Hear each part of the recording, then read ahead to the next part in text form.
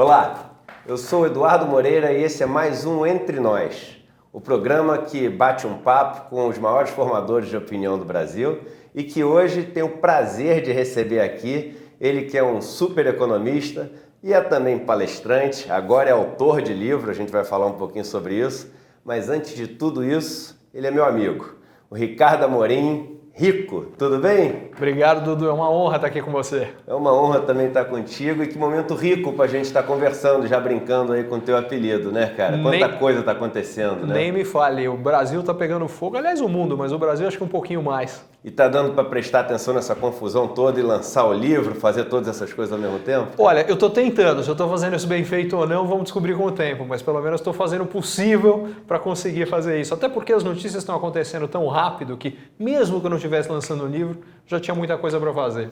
Eu ia deixar para falar sobre o livro no final, mas eu vou aproveitar esse gancho porque o seu livro ele tem uma característica muito interessante. O livro se chama-se Depois da Tempestade, não é isso? Isso o livro mesmo. É super bacana, aliás, desde a capa ele é um livro que é muito bonito, até o conteúdo. E é um livro que você fala de textos seus, de previsões que você tinha e efetivamente o que aconteceu no Brasil. E eu acho que é muito corajoso você fazer isso, porque normalmente as pessoas gostam de cantar as vitórias e não aprender com o que elas acertaram e erraram e tirar daí o ensinamento da história, mas também te dá uma visão e perspectiva do que aconteceu no Brasil ao longo dos últimos anos, né?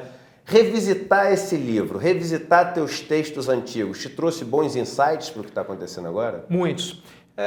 O projeto original do livro não era esse. Originalmente eu escrevi um livro voltado ao que esperar após uma transição política. É bom dizer que o livro foi escrito antes da gente ter o Senado optando pelo impeachment da Dilma. Quer dizer, ele ainda precisa ser confirmado, mas na prática já levou o Temer ao governo. Ele foi escrito antes disso. Mas eu já tinha há algum tempo a expectativa de que dificilmente o governo Dilma chegaria ao final. Fundamentalmente, porque um dos estudos que eu fiz é que nos últimos 115 anos no Brasil, todas as vezes que a gente teve graves crises econômicas, a gente teve transições políticas. Aconteceu na década de 30 com o Estado Novo, com Vargas, depois aconteceu nos anos 60, quando teve o golpe militar, nos anos 80, ao contrário, a redemocratização, nos anos 90 a gente tem a queda do Collor, e eu achava que dessa vez não seria diferente, como acabou não sendo. Uma pergunta que as pessoas se fazem, não se fazem tanto como eu acho que elas deveriam fazer para aprender até com tudo isso que está acontecendo, aonde o governo PT deu errado, né? Porque como você falou, a gente teve bons momentos ali no governo Lula. Sem dúvida.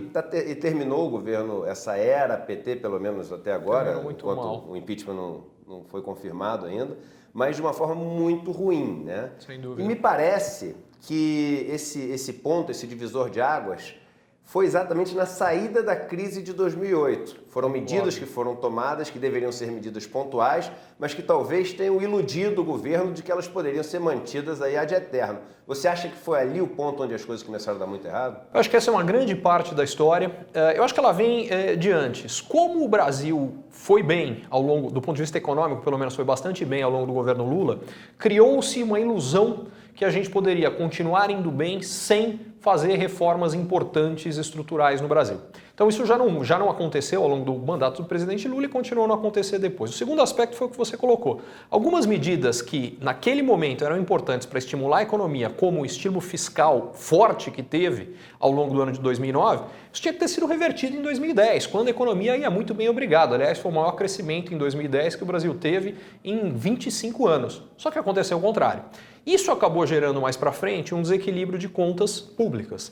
Além disso, como ao longo de todo o mandato do PT o foco foi em estimular consumo e nada de estímulo para a produção, foi ficando mais caro produzir no Brasil, porque os salários subiram, ótimo para o consumo.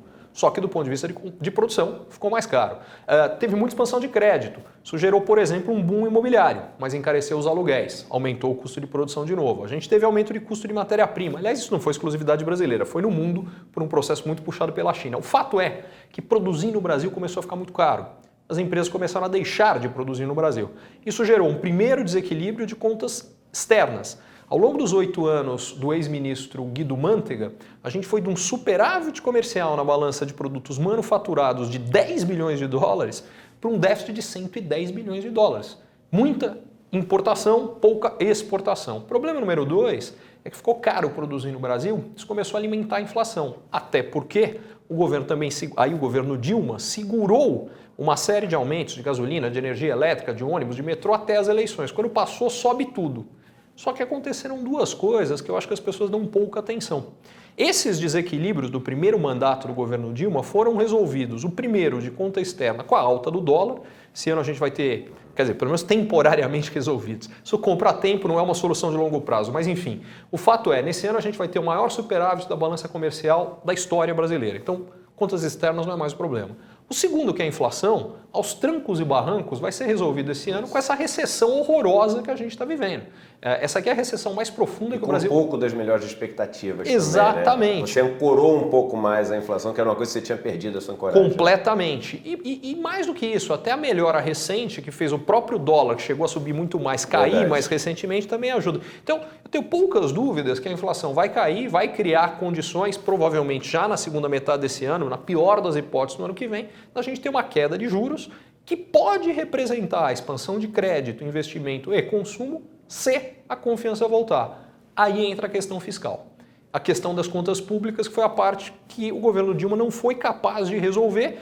Um pouco eu acho porque ele concentrou demais a mão na parte de aumento de impostos e segundo porque ele não tinha apoio político para fazer. Aí é que eu acho que tem uma diferença marcante para o governo Temer. A primeira é que a equipe econômica deixa muito claro que uma parte importante do ajuste tem que vir via de corte de gastos. A segunda, que ela fala em ajustes de longo prazo, como previdência, que era uma coisa que o governo Dilma tocou de uma forma muito superficial e nunca realmente apoiou para que acontecesse. E a terceira é o apoio no Congresso para aprovar isso. Esse é o lado positivo. Está cheio de problema no governo Temer também. Mas essas eu acho que são as vantagens positivas em relação ao governo Dilma. É engraçado porque você tocou num ponto importante. Essa crise as pessoas veem muito como política que aconteceu no governo Dilma, mas ela é uma crise antes de natureza econômica. Primeiro você teve uma piora muito grande da situação econômica, o que gerou uma falta de apoio muito grande política, principalmente por causa da pressão das ruas também, que foram impactadas pelo desemprego, por tudo que a gente sente no dia a dia da gente. Então o econômico levou para o político. E a gente tem um governo Temer assumindo, primeiro tentando consertar o político para depois levar o econômico. Você vê que um gabinete montado de uma forma muito pragmática. Alguns políticos que pouco ou nada têm de experiência no ministério que eles estão assumindo, mas que garantem em conjunto alguma base de apoio para poder se aprovar as reformas, etc. Você acha que esse caminho que o Temer está seguindo, esse pragmatismo que ele seguiu político, mesmo tendo que para isso colocar alguns nomes que eram investigados pela Lava Jato, etc., ele é arriscado ou ele se fazia necessário? Eu acho que ele está longe de ser o ideal, mas eu acho que ele era o possível nesse presidencialismo de coalizão maluco que o Brasil tem. Uma reforma que não está sendo falada e que teria que acontecer é política. Se a gente não tiver cláusula de barreira exigindo que os partidos, para terem representação no Congresso, tenham um número mínimo de deputados e senadores a nível nacional, a gente acaba com um número de partidos enormes e tem que fatiar o governo, que já foi um problema no governo Dilma e agora. Acho que a tua análise foi muito boa, porque, no fundo, a crise econômica foi a origem da crise política, mas a crise política retroalimentou a crise econômica, que, por sua vez, retroalimentou e a gente entrou uma bola de neve terrível. Quando eu acho que o governo Dilma caiu, foi consequência da crise econômica dos impactos políticos, mas foi consequência de mais duas coisas importantes. A primeira é o avanço da Lava Jato, das investigações dos casos de corrupção. E esse é um tendão de Aquiles que o governo Temer nasce também, exatamente em função das investigações. Mas eu acho que tem uma segunda que eu acho que também foi muito importante, que era a própria forma de atuação da presidente Dilma. Ela não é em nada conciliadora por personalidade. É aí que eu espero, mas vamos ver o que acontece, que o Temer tenha mais habilidade. É muito cedo para a gente ter certeza. Como é que a turma lá de fora está vendo o Brasil nesse momento? Você deve estar conversando ainda com seus amigos, com economistas, etc. Como é que a turma está vendo esse momento? Muito mal, muito preocupada. A imagem do Brasil nos últimos anos andou ladeira abaixo. E, em parte, também porque eu acho que houve uma desilusão com uma história muito bonita, em particular vista como muito bonita lá fora, que era a história do próprio Lula. O Lula representava lá fora a história do sonho brasileiro. Aquele cara que veio de uma origem muito simples, conquistou muito, quer dizer, chegou a presidente do Brasil e num Brasil que deu certo. E essa história era vista lá fora de uma forma muito mais dourada, eu diria, do que aqui no Brasil. E isso desmilinguiu nos últimos meses, nos últimos trimestres. Soma-se a isso que ainda há, visto de fora, uma discussão muito grande, quer dizer, até que ponto essa mudança institucional que está sendo feita no Brasil, de fato, é uma mudança institucional ou cabe o argumento petista de que isso é um golpe? A maioria lá de fora tem uma visão que não, mas é a maioria. Tem bastante gente que acha, principalmente quem acompanha menos de perto, compra mais o papo do golpe.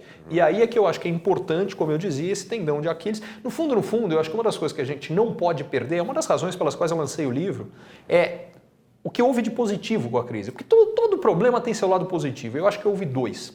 O primeiro, em muito tempo, e talvez da forma mais longa, a gente não via a população cobrando os políticos como vem acontecendo.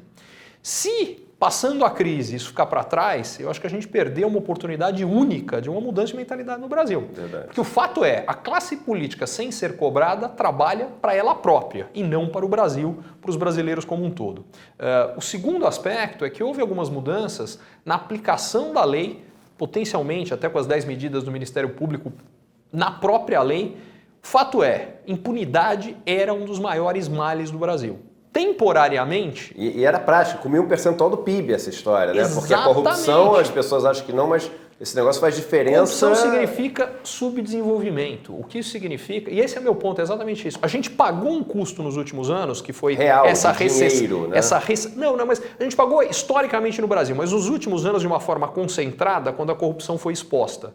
Meu ponto é, se a gente passar a ter uma mudança com relação à impunidade daqui para frente, que na minha opinião requer, por um lado, que a gente tenha punições graves, severas, tanto para os agentes do setor privado, coisa que já está acontecendo, quer dizer, a gente tem alguns dos mais importantes empresários brasileiros hoje presos, mas tem que acontecer a mesma coisa no lado político, eu acho que pode mudar. Vê aí, Ricardinho, depois da tempestade, o que tem para vir aí? Fundamentalmente, nos últimos 5 anos do governo Lula, com exceção do ano de 2009, que é o ano da crise global, em todos os anos aconteceram duas coisas. Tem aquela sondagem no Banco Central com os economistas de todos os bancos, o que eles esperam? O Banco Central faz toda semana, mas eu peguei no dia 31 de dezembro o que eles esperavam para o ano seguinte de crescimento. Todo ano, nos últimos 5 anos do governo Lula, a expectativa para o ano seguinte é melhor do que era no ano anterior.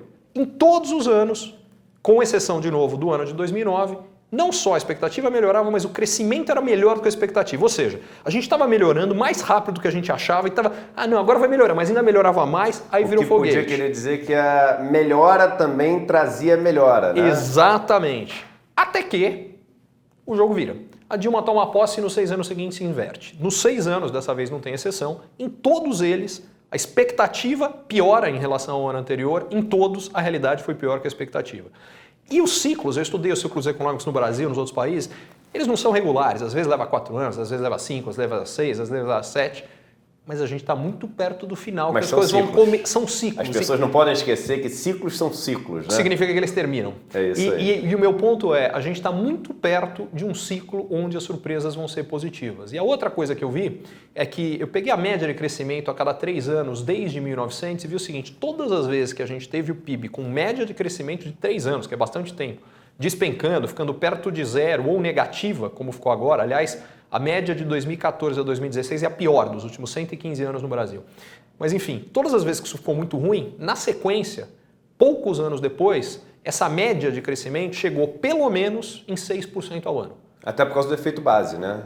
Pelo efeito base e por um outro efeito. Quer dizer, o que acontece? Nos últimos 3 anos, os empresários que tinham projetos de investimento mandaram para a gaveta. É verdade. Porque falou, vamos ver o que acontece, a coisa está feia, vamos esperar. Quando a coisa melhora, tem muita coisa que sai da gaveta ao mesmo tempo. É mais investimento, mais emprego significa mais consumo é mais venda, mais... Você gera o círculo virtuoso que faz o crescimento virar. Então, quando o pêndulo vai muito para um lado, na sequência ele vai muito para o outro. E esse é o ponto. O que eu quero realçar com o livro, que é o que ninguém espera, é que eu acredito que a recuperação econômica tem tudo para acontecer mais rápido e com muito mais força do que as pessoas imaginam. E isso gera um monte de oportunidades de negócios, oportunidades de investimento, e é isso que eu quero chamar a atenção das pessoas. Cara, sempre uma aula estar contigo e um prazer enorme. Obrigado por ter vindo aí no programa. Obrigado. E muito boa sorte com Depois da Tempestade, que já foi lançado quebrando vários recordes aí nas livrarias onde ele foi lançado, e eu acho que vai trazer uma luz aí para muita gente.